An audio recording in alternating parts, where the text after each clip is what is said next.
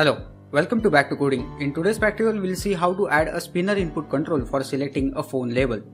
This part is in continuation of the previous part, so go ahead and watch it first and then come back to this video. Don't forget to hit that subscribe button and bell icon so that whenever I publish a video, you get notified instantly about it. Input controls are the interactive components in your app's user interface. Android provides a wide variety of controls you can use in your UI, such as buttons, seekbars, checkboxes, spinners, and many more. A spinner provides a quick way to select one value from a set. Touching the spinner displays a drop-down list with all available values, from which the user can select one. Open the activity main.xml layout file. Enclose the existing edit text and button within a linear layout with a horizontal orientation. Make the following changes to the edit text and button elements. Remove the following attributes from edit text element. Change the three other attributes of edit text as follows.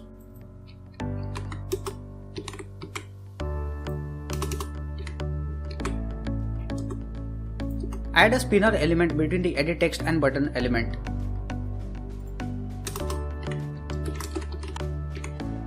Spinner element provides the drop-down list. Add another linear layout below the linear layout you just created with a horizontal orientation to enclose two text view elements side by side. A text description and a text field to show the phone number and the phone label, and align the linear layout to the parent's bottom.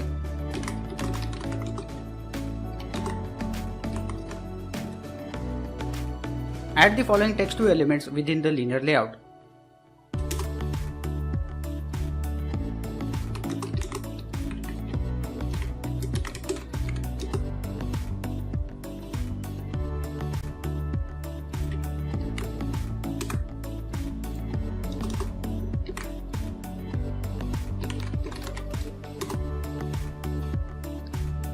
Refer to the preview tab. You should now have a screen with the phone entry field at the top on the left, a skeletal spinner next to the field, and the show button on the right. At the bottom should appear the text phone number followed by nothing entered. Extract your strings into string resources.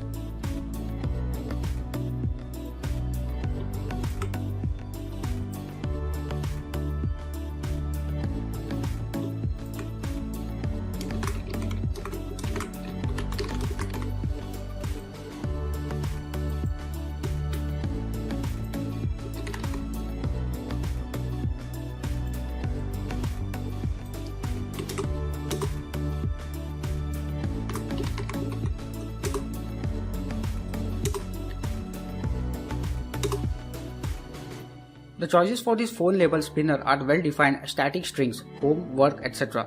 So you can use a text array defined in strings.xml to hold the values for it.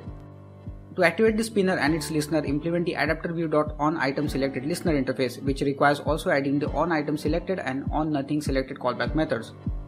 Open the strings.xml to define the selectable for the spinner as the string array labels array.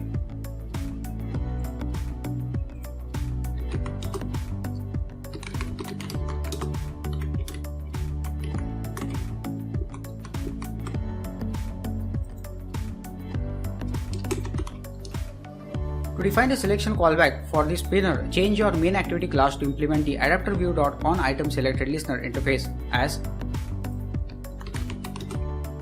The reason why you need the adapter view is because you need an adapter, specifically an ArrayAdapter, to assign the array to the spinner. An adapter connects your data, in this case the array of spinner items, to the spinner view. Click the bulb and choose implement methods. The onItemSelected and onNothingSelected methods, which are required for onItemSelected listener, should already be highlighted, and the insert@override option should be checked. Click OK.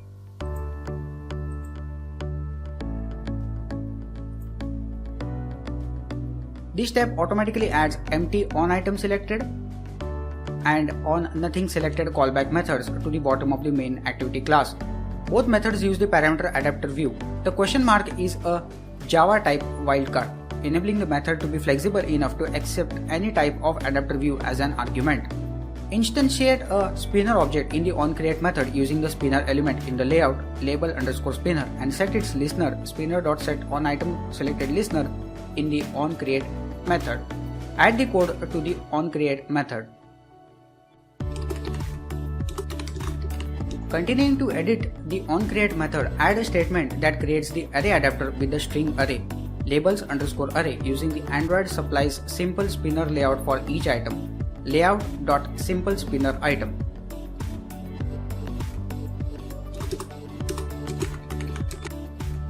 The simple spinner item layout used in this step and the simple spinner dropdown item layout used in the next step are the default predefined layouts provided by Android in the r.layout class.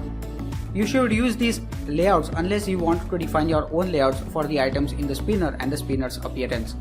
Specify the layout for the spinner's choices to be simple spinner dropdown item and then apply the adapter to the spinner. When the user selects an item in the spinner object receives an onItemSelected event. To handle this event, you already implemented the AdapterView.onItemSelectedListener interface in the previous step, adding empty onItemSelected and onNothingSelected callback methods. In this step, you will first declare mSpinnerLabel as the string to hold the selected item. You will then fill in the code for the onItemSelected method to retrieve the selected item in the spinner using getItemAtPosition and assign the item to the mSpinnerLabel. Declare the mSpinnerLabel string at the beginning of the main activity class definition. Add the code to the empty onItemSelected callback method to retrieve the user's selected item using getItemAtPosition and assign it to mSpinnerLabel.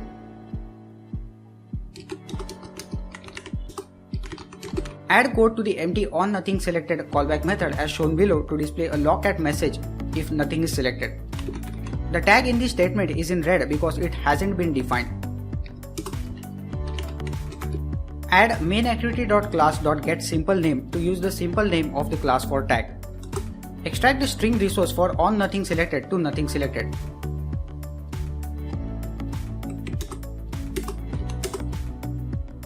Change the string showString statement in the showText method to show both the entered string and the selected spinner item mSpinnerLabel.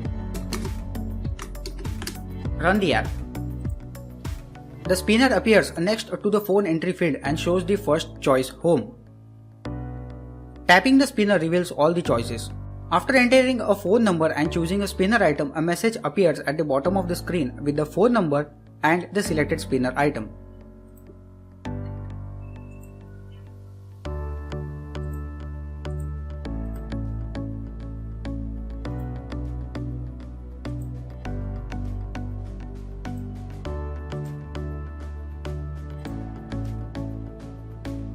That's it for this video. I hope you enjoyed this video. Please give it a thumbs up and share it with your friends. And don't forget to check my other videos which can be helpful to you.